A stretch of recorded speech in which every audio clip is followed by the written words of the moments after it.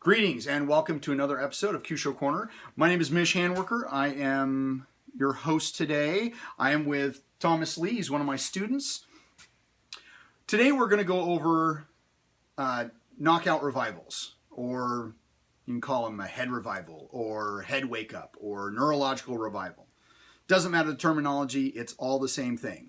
If you're going to knock somebody out, or if somebody is knocked out, you got to wake them up. And mainly, it's the head that we want to bring back. So, when I was originally taught how to do a knockout revival, I was told we were using gallbladder 20.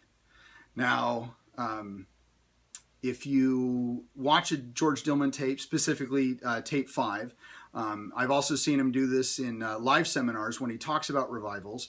He simply just points to a point on the neck, and he says, I'm using this point. Okay, what exact point are you using, George? I'm guessing it's gallbladder 20 because, well, that's where gallbladder 20 is. Now, if you ask Evan Pantazzi, or you watch one of his videos, he talks about using the spinal accessory nerve. Now, the spinal accessory nerve lies right next to gallbladder 20, right here. Okay, so you have the spine, the spinal accessory nerve runs right down that center area. Now you have, if you ask a couple other instructors, they simply just say, well, I just use this general area, and it's really not specifically a point. I asked one instructor from back east. He said that he used a combination of this area, so when he's slapping, he's getting the spinal accessory nerve, gallbladder 20, and bladder 10. Now, bladder 10, of course, you want to be careful about that. We don't want to strike that directly. But if you stay in this area, you're really not going to have to worry about it too much.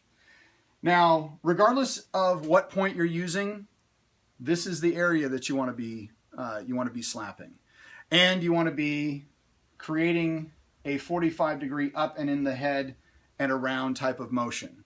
All right, and we'll get to exactly how you position the body in a second. Okay, so you've knocked somebody out. They're laying straight on the ground. I want to do a couple things to get them into the right position for revival. The first thing I want to do is I want to cross their legs. This does a couple different things. This keeps the energy in their upper core towards their head, and it helps me sit them up a little bit easier. Now, sometimes the legs will be really stiff, so you'll just kind of hit a point like right on the inside of the knee to get that knee to bend.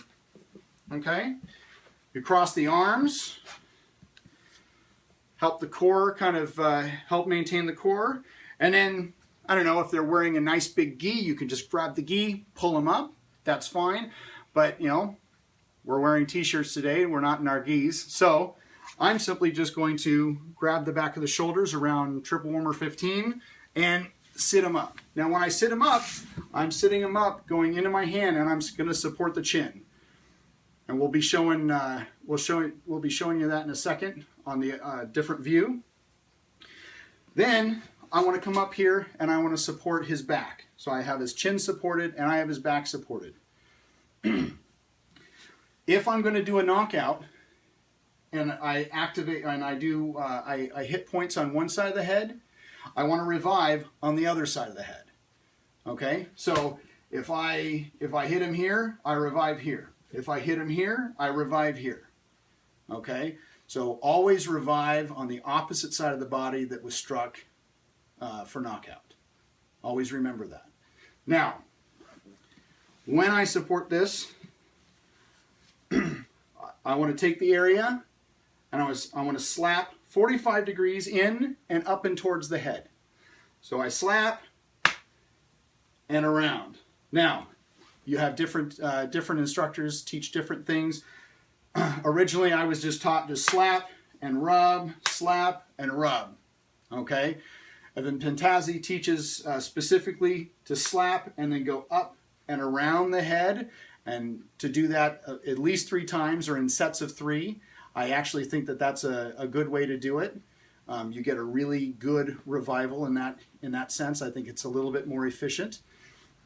But whatever the situation is, do what you think is best. I like doing that part. Okay, doing the round.